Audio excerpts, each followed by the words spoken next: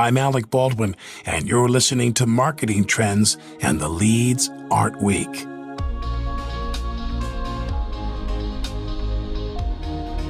If you're a longtime listener of Marketing Trends, you know that we have always been big fans of LEGO and its marketing journey. So we were thrilled to welcome to the show Michael Moynihan, the Vice President of Marketing at LEGO. We picked his brain about how LEGO was able to take its marketing strategy to a whole new stratosphere thanks to things like digital experiences and entertainment properties. But the success did not come overnight. It was a long trip to that stratosphere, and Michael was there for it all, so he had a lot of wisdom to share. Enjoy this episode.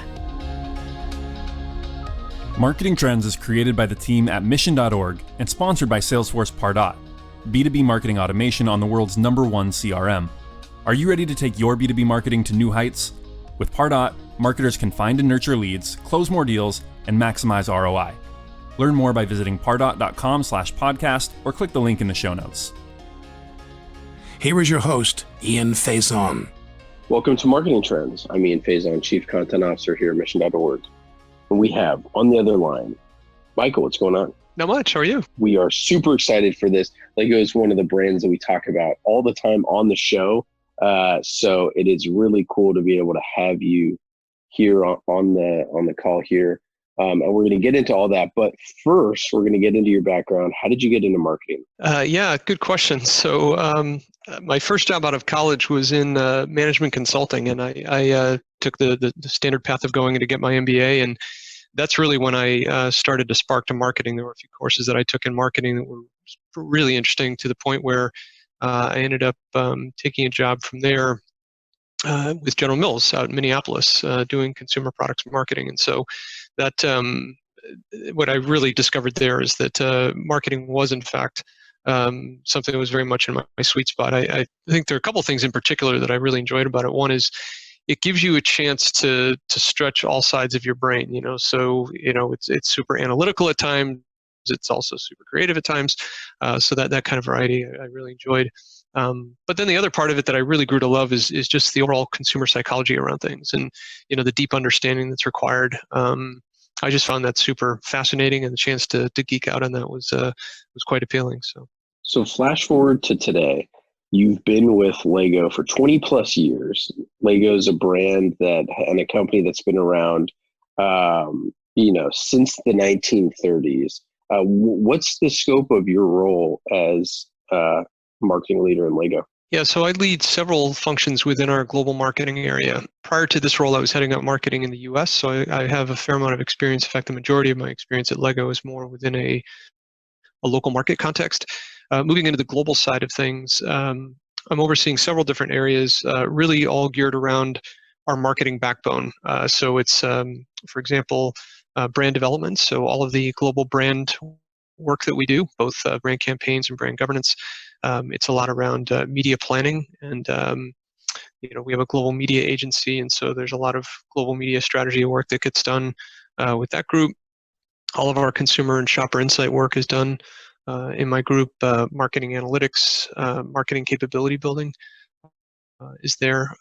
Strategic partnerships, how we work with a lot of the major media, tech, and entertainment companies.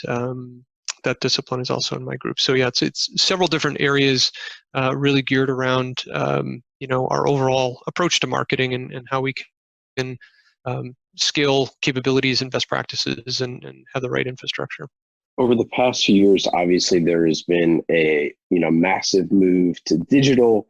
There has been so much emphasis on creating digital properties, digital media, all this sort of stuff. And LEGO inherently has a physical IRL product, a product that kids use and love every single day. My nephew we put together over the holidays the Empire State Building, and we did some Harry Potter castle stuff. So even this, it's something that's just so entrenched, I think, a lot of our childhoods. But yet you've managed to build just in a really short time a massive digital footprint, including the movies and a website. Like, how did you approach taking this kind of physical product and creating a digital kind of world around it? was a pretty interesting story because back close to 20 years ago now, we had a bit of a near-death experience in which, at that time, platform video games were really coming on strong, and there was a bit of a narrative going around, particularly among our retail partners, mentioning exactly what you just did, which is, you guys are an analog experience in a digital age. You're kind of toast, basically. And it was also coinciding with a time where our business had stalled a little bit. What we later learned was the reason for the stall was not because of platform video gaming. Kids were doing that in conjunction with Lego building with no problem. Platform gaming was not cannibalizing. The reality was that the products that we were launching were just not all that inspiring to kids. So we got a little bit lazy in our innovation efforts there. But we believed this narrative that back in the day, the overall relevance of Lego building as an analog experience was potentially at risk. And so we end up going into diversifying in many different categories as a way of hedging our bets.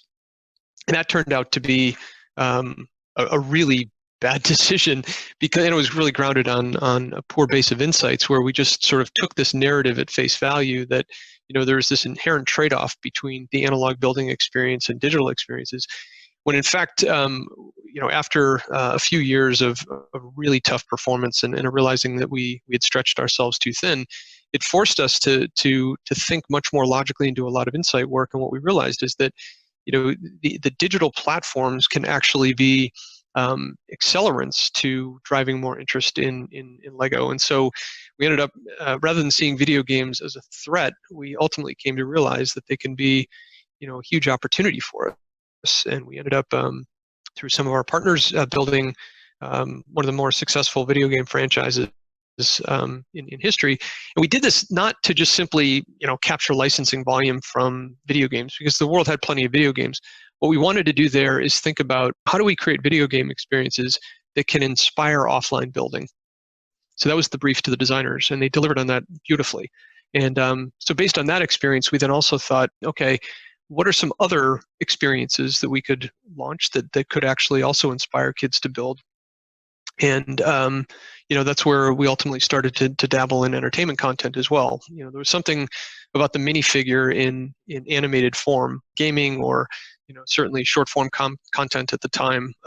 It seems to really resonate with folks, and so that led to a lot of what you just mentioned around theatrical movies and television shows, and even a lot of short form content delivered digitally.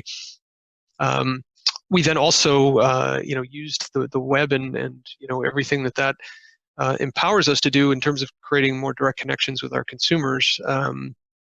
We started to do a lot of co-creation with our consumers. And so we have a whole product line now called Lego Ideas, where people can actually submit ideas for Lego products, and people vote on them.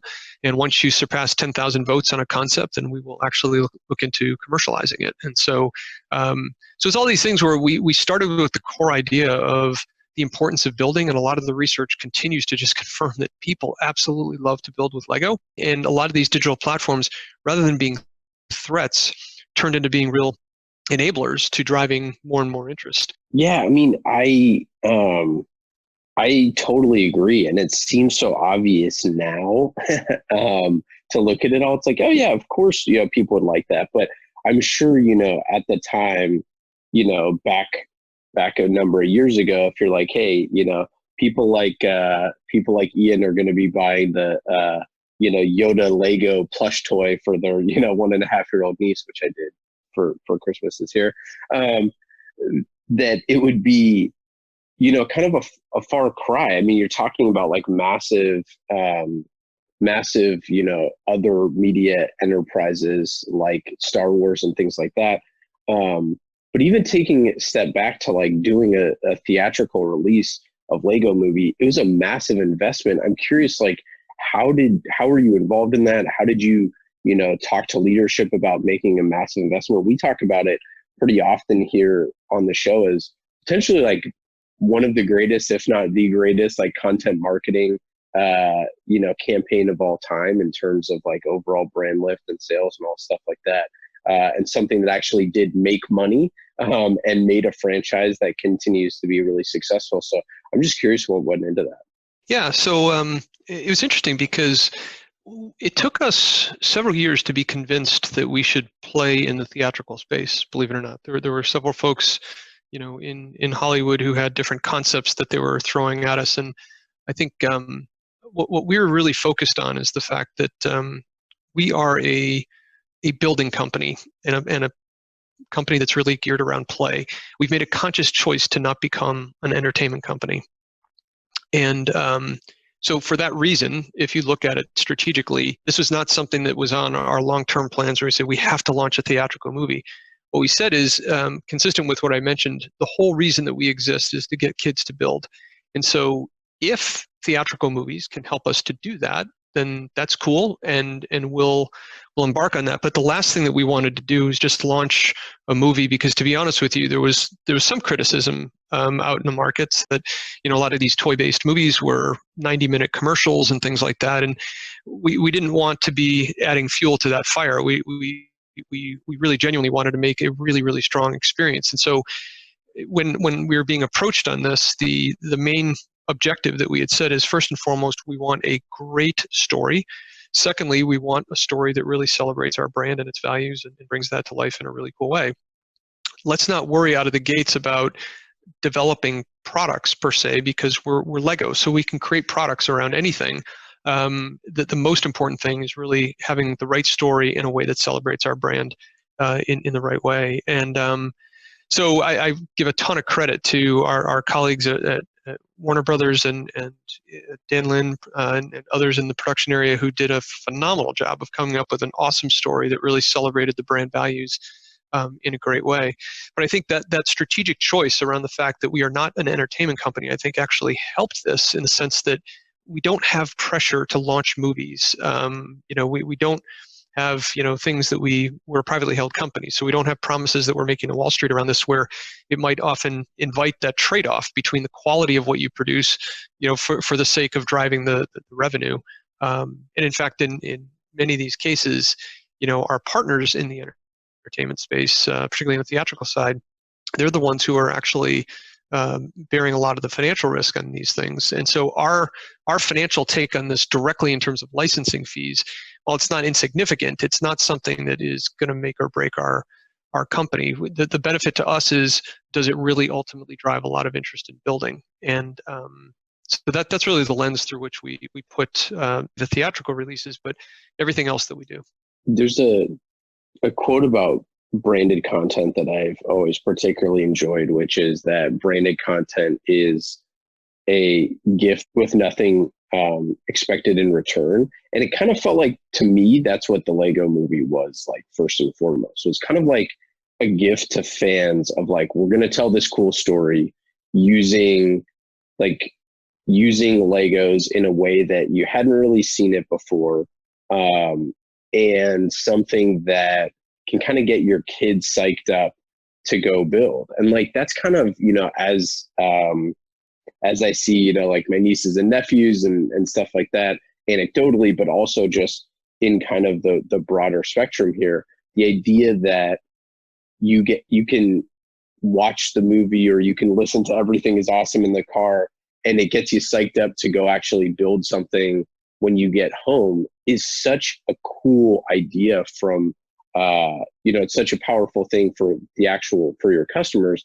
But also, like, as a marketer, it's got to be like, this Zen moment where you're like, I'm really contributing to behavior that enhances customer experience and happiness with our product.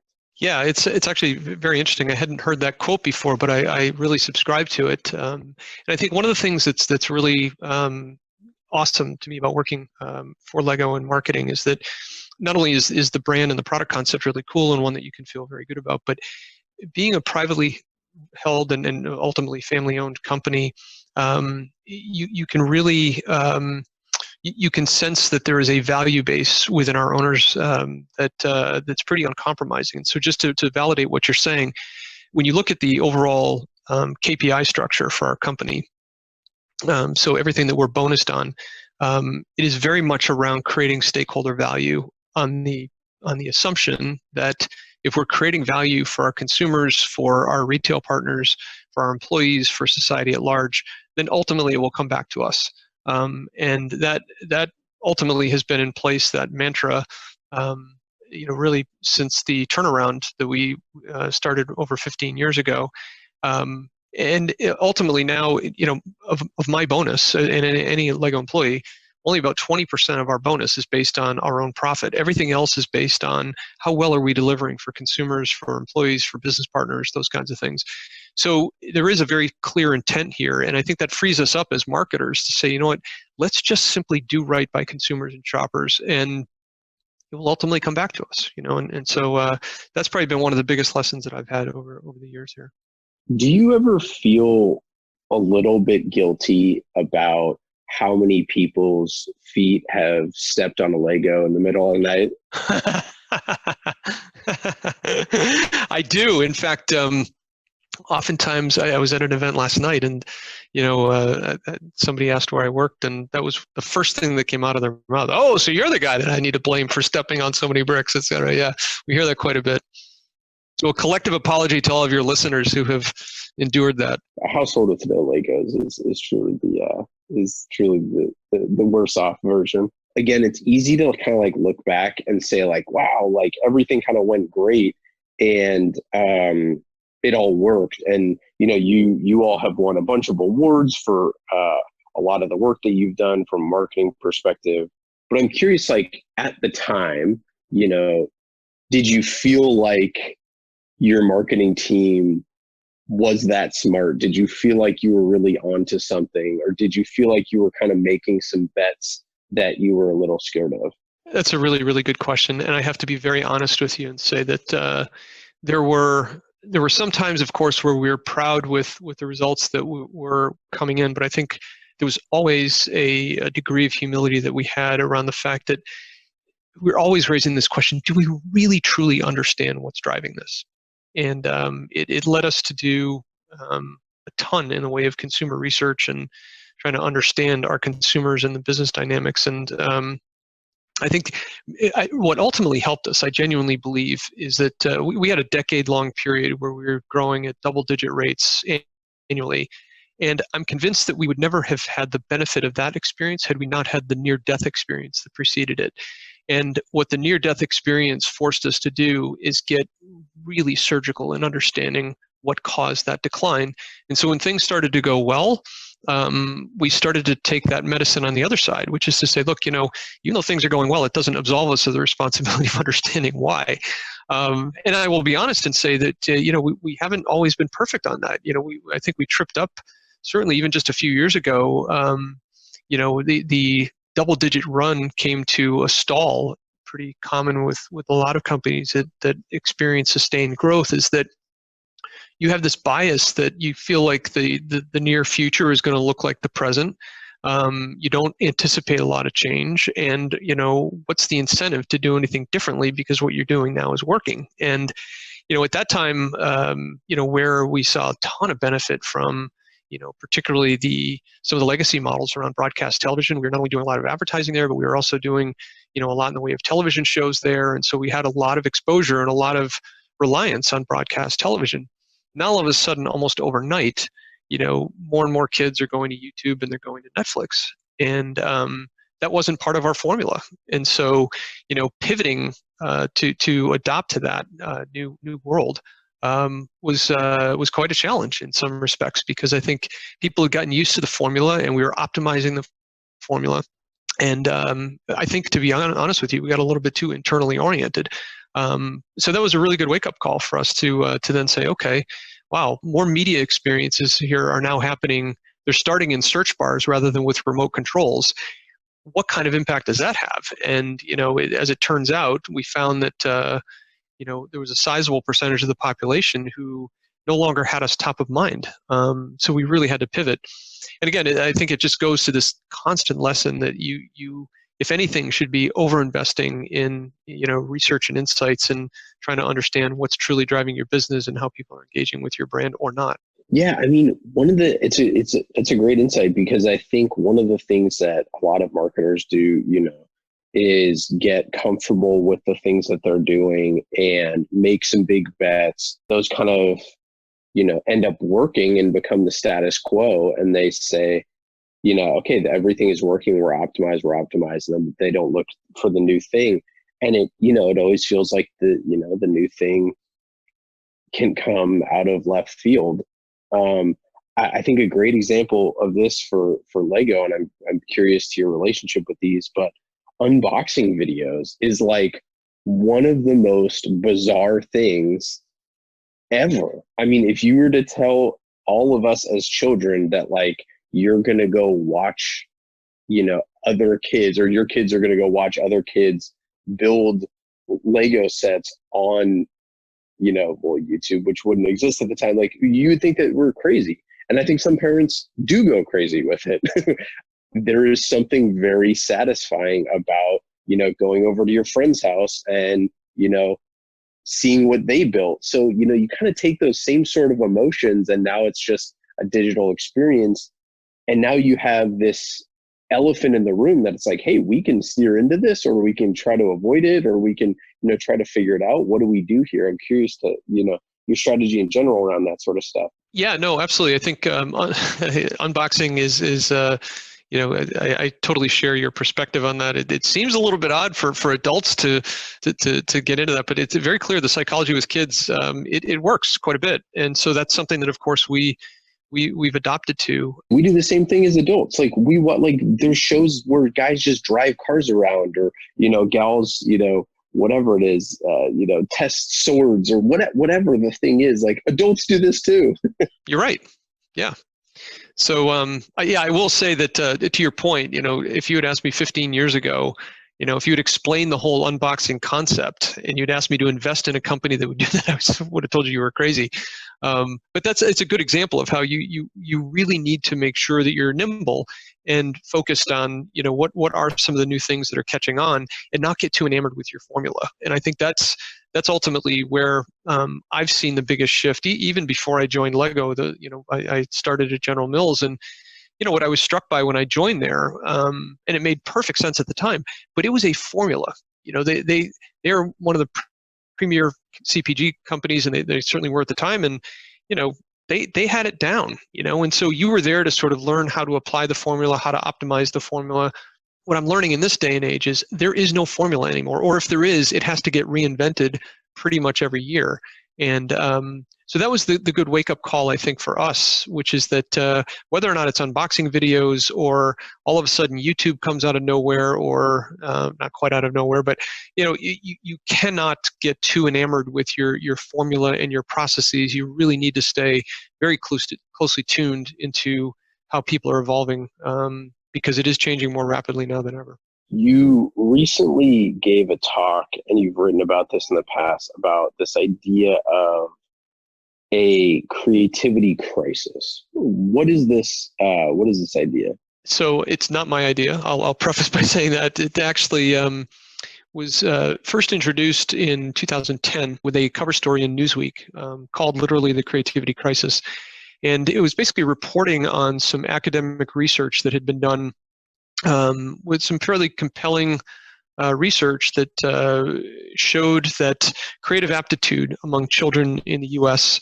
Was starting to decline.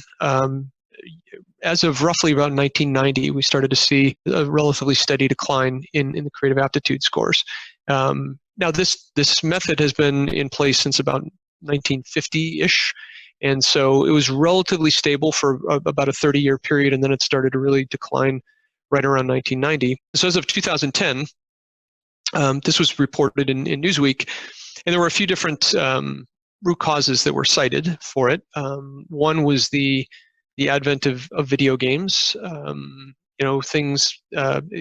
Experiences were a bit more passive and more focused on achievement and skill mastery rather than creativity. Another was screen time and the advent of cable television and the degree to which kids were watching more and more television, again, passively consuming entertainment. And then the third thing that was cited was the increased obsession within the education system around standardized testing, which ultimately crowded out, subjects and time against subjects that were not tested, like art and music and drama and things like that. So that was sort of, in a nutshell, what was reported in 2010. And, I was kind of looking at this thinking, okay, is it really a crisis, or is this some sensationalized thing? But in reality, according to the numbers, just take one of the different components of this test that they had measured, which is called elaboration. And so that's the ability to take an idea and build upon it in a new and interesting way. 85% of the kids in 2008 scored below the median in 1990. So it was not an overstatement to call this a crisis. It's been a really big decline. So I remember seeing this article when it came out in 2010, and I just thought, wow, whatever happened to that? This is like 2018 or so that I was asked to look into this, and I thought, man, I haven't heard anything about it. And the unfortunate reality is I've sort of checked in with some of the people who had done the research on that sparked the Newsweek article, and they had indicated that, in fact, not only does the decline continue, but it does so at an accelerating rate, enhanced now by the fact that kids and the way that they spend their days is actually contributing to this even worse, where there seems to be more of a focus on resume building at younger and younger ages, and so there's just been a reduction in the amount of free time the kids have, and much of their activities are now supervised heavily by adults, whether it's coaches or teachers or parents or things like that. So there's just less free time for kids to play and be creative, and so yeah, it's a fairly bleak picture. So yeah, that's basically it in a nutshell. Well, and I think it's really interesting for marketers, like as you said at the top, that it's this role where you can kind of blend right brain and left brain, or you now have the opportunity to blend creativity with analytics in a way more powerful than ever. You truly are extremely close to the customer now in a way that, kind of as you mentioned earlier, when you're buying, when you're mass buying TV spots, and that's kind of the be all and end all of what marketing is for certain companies, there's a little bit of potentially it's less dynamic. But now you're talking about the channels in which CMOs need to be looking at innovation, looking at these things is like extremely complex. So to live in a world where, you're constantly looking at constraints instead of looking at creating is just extremely detrimental for things like this. Yeah, absolutely. And what's interesting too is I've often reflected on the nature of the talent that we hire as marketers, and is that sort of moving with the times? In other words, when I first got into marketing, a lot of people had my profile. It was highly analytical MBAs, and that was probably very well suited to executing according to formulas and being more focused on optimization of a P&L and process orientation and things like that. Fast forward to today, and while those skills, of course, have still relevance, there's a much higher premium being placed on people who are comfortable with ambiguity, people who can take risks around and innovate around new ways of doing things. And so in many respects, I feel like the changing times has required very much either a changing in talent and recruiting practices, or a significant rewiring of the talent that you have to make sure that they are comfortable taking risks and comfortable with ambiguity and that kind of thing. So it's not only, I think, a challenge from an intellectual and a technical perspective, it's also a challenge from a leadership perspective on how do you actually manage talent? Because you're right, this notion of the right side of the brain and the left side of the brain, those need to be balanced. And in fact, if anything, the creative side of the brain now probably needs to get exercised even more so, just given the dynamics of the world in which we operate. And I think that's the one thing that we believe as it relates to Lego. We call it systematic creativity, is the thing that we believe that we bring in, and something that we can maybe bring a little bit more unique to the world of creativity is this notion that it's creativity within a construct. It's not complete free-form creativity because you have shapes of elements and colors and things like that. It's not unlike music, which is, of course, there's freedom within frames, and likewise within Lego, there's something systematic to the creativity that you're doing. And this is why it's such a passionate point to me, this whole notion around the creativity crisis, because I don't think that marketing is any different from a lot of other professions out there. And the degree to which kids and even young adults and all adults need to develop this notion of systematic creativity just for their own professional enrichment and almost survival. It's just really, really important. And what's been just shocking to me is this whole notion around the creativity crisis has just not gotten a whole lot of play in the popular press. Well, I think also you have the idea of like being an adult and like what you're allowed to do in terms of play, right? It's like, when my nephew got the Lego Empire State Building and brought it to Thanksgiving, and him and his uncle went upstairs and built this thing for 3 hours. As the adult, you're sitting there, building Legos. Like, oh well, I'm playing with my nephew, right? Why is it that we keep finding Zachary downstairs playing with other kids and doing stuff, but the adults are still, building the Legos. But I think that, it's part of that, of like having those creative outlets that I think people struggle with, like finding those things. Like it's hard. It's, you're not going to just sit there. Like most people are not just going to sit there with a, blank Word doc and or Google Doc and sit there and like, hey, I'm going to write today or I'm going to do whatever. And yet, it's pretty necessary. Yeah, it's actually really interesting that you mentioned this because there's been a recent trend here around adults and coloring books recently, and now we're even seeing within our business a rather significant uptick in the number of adults who are buying Lego products for themselves because they're actually using Lego building as a form of stress relief or almost mindfulness.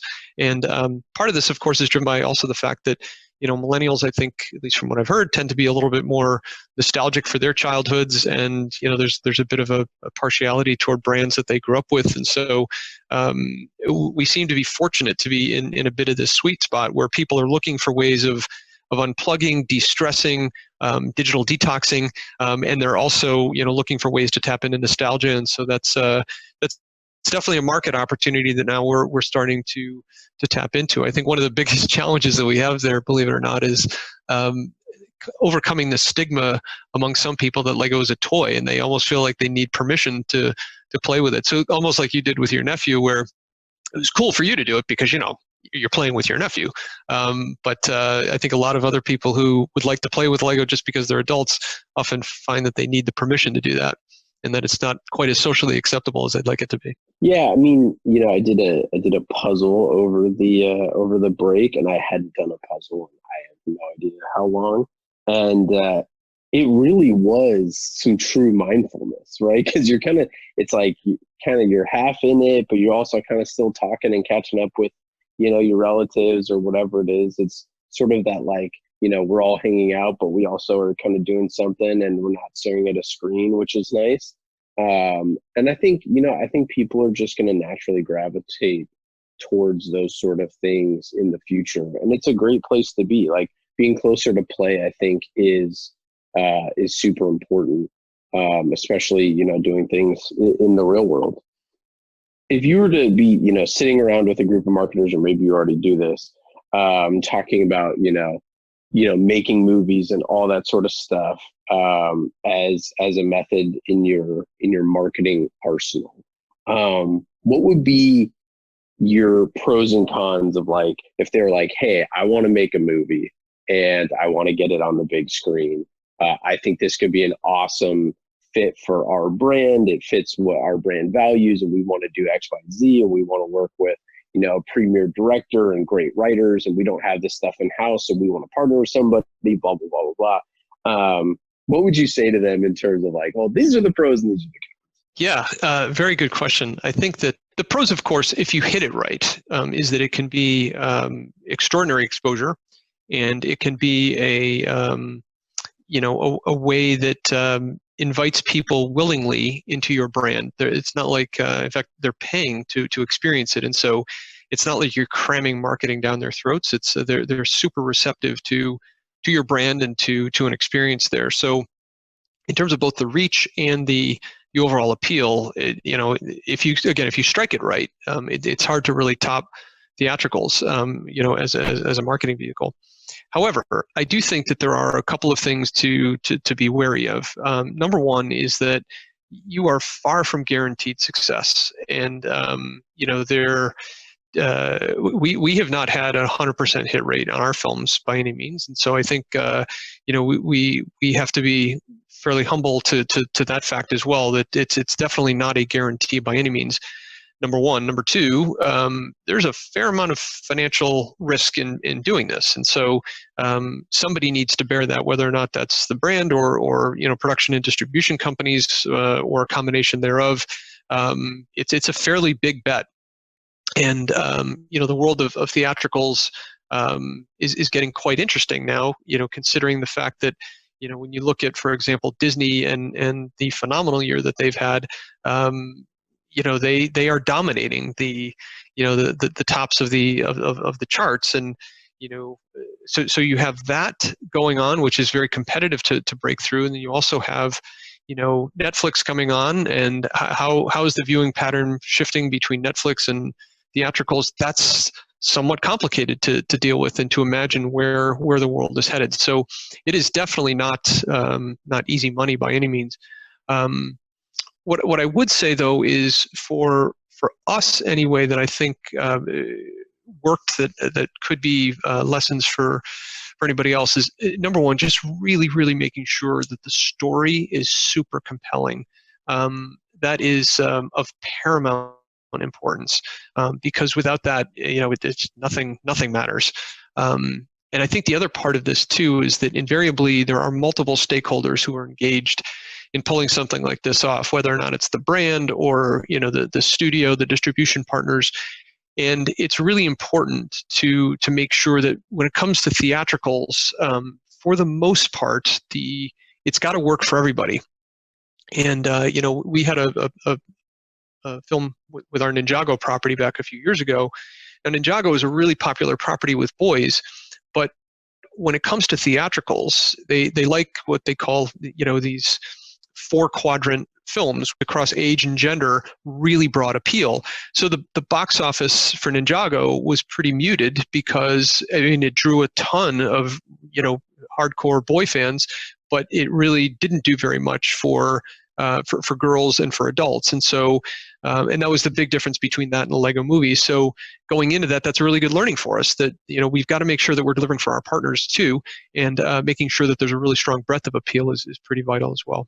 Do you ever feel like sucked into someone else's business model? Like Steve Blank talks about this, famous serial entrepreneur, about there's a point when as an entrepreneur, you realize that your investor's business model is your business model, sort of a thing. I kind of feels like this whenever you have organizations that partner with, whether it's Hollywood or whether it's other, similar sort of, co-branded ventures or things like that, that you're kind of like, wait a second, let's take a step back here. If we ran all of these campaigns at break even for us, that would still be a massive win, because of those are still marketing dollars well spent, sort of a thing. Whereas that's not necessarily a win for, your partners as much. So there's kind of like this thing where, I just kind of look at this stuff as a marketer, where you're like any marketing campaign that could break even is such a slam dunk win for marketers, that it's like, hey, or whatever your kind of like mental model, or your little, hey, we just had it, whatever 2x lift or whatever thing is that you use. I just kind of, it seems like there could be a very kind of difficult road to hoe there potentially. So, sometimes, but I think one of the things that we've adopted is this mindset that when it comes to partnerships, it really needs to be about mutual value creation, and because that to us is anyway the only way of generating sustainability to a partnership. And when we go into a lot of these partner deals, whether or not it's licensing deals with the likes of Disney or Universal or others, or theatrical deals like what we've done in the past, they're multi-year deals, and we want it to be sustainable. And the only way to do that is to make sure that both parties are winning. And so there will invariably be compromise in some ways, because for us, it cannot be about simply us maximizing our value extraction from this. There has to be an equal win. And so there have been some times in which we, while I wouldn't say that we're held hostage to it, because if you're in a mutually value creating partnership, there will be some give and take and some compromises, but no one should ever feel like they're being held hostage. Then it's not a real partnership. But I think there will be some give and take. I mean, a really good example is that we've had a great partnership with Warner Brothers in distributing our films. We have had an internal policy that we don't do co-promotions with food companies, largely because we don't want to necessarily be contributing to a lot of the childhood obesity debate and that kind of thing. And so we had an internal policy that we would not be doing any food co-promotions. And so for the better part of the last 15 years or so, we haven't done Happy Meal promotions or things like that. Well, in the theatrical world, when you're launching a kid's movie, to not have a QSR promotion is like, that's kind of deadly. And so we ultimately made a compromise there with our colleagues at Warner Brothers, just recognizing that this has to be a mutually value creating partnership. But if it ever gets to the point where we feel like we're being held hostage or we're holding somebody else hostage, then we have to say, look, this is not progressing as a partnership, and we need to reset. Yeah, that's such a great point. And there is just so much of like how this has kind of always been done for a lot of these types of things. And I'm sure that, looking at, new digital properties, I'm sure that your team is innovating in tons of ways in terms of how you look at marketing and marketing spend and, and initiatives and things like that. I'm curious, before we get into some lightning round questions real quick and get out of here, I'm curious, like, what does it look like as you're building relationships with these partners? Like, how do you go about that? And then how do you drive innovation with your team internally so that you can bring some, new, fresh ideas from the ground, like, to those partnerships?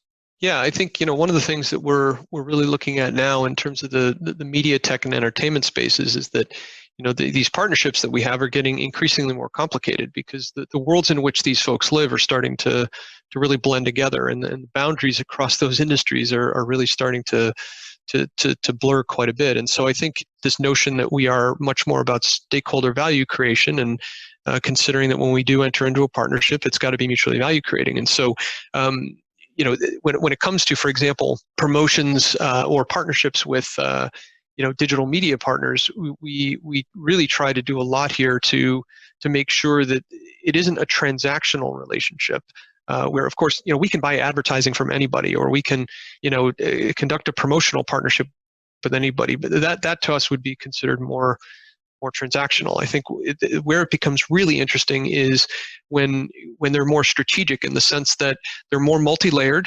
and they are much more mutually value creating. And so we might go to some of the folks in Silicon Valley and look at ways of not only buying advertising, but then are there maybe branded programs that we might be able to do, brand marketing programs, or joint innovation initiatives, or things like that can just add more value to a partnership than what they might get out of a simple transactional advertising relationship. And this is where we try to take a look at it through their lens to say, what's the value that we can actually provide to a lot of these partners beyond just simply cutting them a check for advertising? And whether or not that's content or capabilities or distribution in some ways, or exposure through all of our own platforms, et cetera. These are all the kinds of things that we look at, and we try to press our teams with really trying to think about how multidimensional can we be in creating really good value for a partner to make us a really attractive partner. But by the same token, we also then have to make sure that we're getting what we need out of the partnership as well. And this is where, back to the example with Silicon Valley, there are definitely some issues as it relates to brand and child safety that we're dealing with right now, where it's not all about how do we accommodate the partners, it's also drawing the line on some really clear areas where we have brand values that we're just not willing to compromise on. And I think they respect that a lot more when they recognize that we're being very transparent around trying to create win-win solutions. But it is striking this right balance here of trying to do right by the partner, but also being really firm on what you need to get out of it as well. Let's get into our lightning round. These questions are fast and easy, just like marketing on the world's #1 CRM, that is Salesforce. Marketing Trends is brought to you by Salesforce, and you can discover world's #1 CRM, that's Salesforce, and marketing on it is the best. We love Salesforce. You will too. Check them out. Put your customer at the center of every interaction. You can go to salesforce.com/marketing to learn more. Marketing any size organization. Check them out. Lightning round questions. Michael, are you ready? Yep. Number one, what app on your phone is the most fun? Ooh, actually, I just tested our new Lego building instructions app the other day. It's awesome. What is your favorite thing to cook or eat? Man, I'm a big pasta guy, I would say. What about a marketing campaign that you saw that you were jealous of? I would say that and it's probably an overused example, but the Colin Kaepernick ad from Nike was it was an example of really great consumer insight coupled with very bold strategic thinking, and I really admire Nike for what they did there. What about your favorite vacation spot? Ireland. Ooh, where in Ireland? Oh yeah, you're a golfer, right? I am indeed. Probably an imposter there, but I do enjoy it. And I went on a trip a couple years ago to Southwest Ireland, and it was just spectacular. I could highly, highly recommend it. Wonderful country. What is your best advice for a first-time CMO? I would say use consumers and shoppers as your North Star. Everything else is noise. What question do you never get asked that you wish you were asked more often? What are some of my favorite books? I do enjoy reading, and I love talking about the stuff that I read, but I don't get asked about it very much. So yeah, how about a book recommendation or two? So one of the more fascinating books that I've read recently is a book called Range. Came out last year, and it's all about how generalists need to be more celebrated in today's world, which tends to put much more of a premium on specialists. And so it's absolutely fascinating. There's another one that I just finished called The Meritocracy Trap, which is written by a professor from Yale Law School, all about the world of income inequality, that does, I think, a phenomenal job at really getting to the root causes of a really pressing issue. But it's a great example of, politics aside, I think it's a great example of using data and logic and problem solving to come to a really good understanding of something. Michael, this has been awesome. Thanks so much for coming on. Any final thoughts? Anything to plug? Any favorite Lego sets that people should go out and buy recently? Well, we've got some pretty cool stuff coming up here. I can't say too much about it, but all I will say is coming up in the back half of this year, there's some really, really fun stuff coming out. We also have a new launch coming in March around the arts and crafts space that I think is going to be super interesting. And then maybe the one thing to just plug right now, shamelessly, is February 5th, we have a show coming out on Fox called Lego Masters, which is like a reality-based TV program, people competing to be the next Lego Master. So that should be really, really fun. I love it. And finally, I really appreciate the chance to come on. So thanks so much for having me. Yeah, thank you. This was great. I love all of the marketing that you all do, and obviously we all love Lego. So thanks so much, and we'll talk soon. Sounds great. Thank you very much.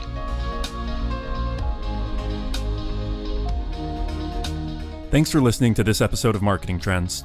Marketing Trends is created by the team at Mission.org and sponsored by Salesforce Pardot.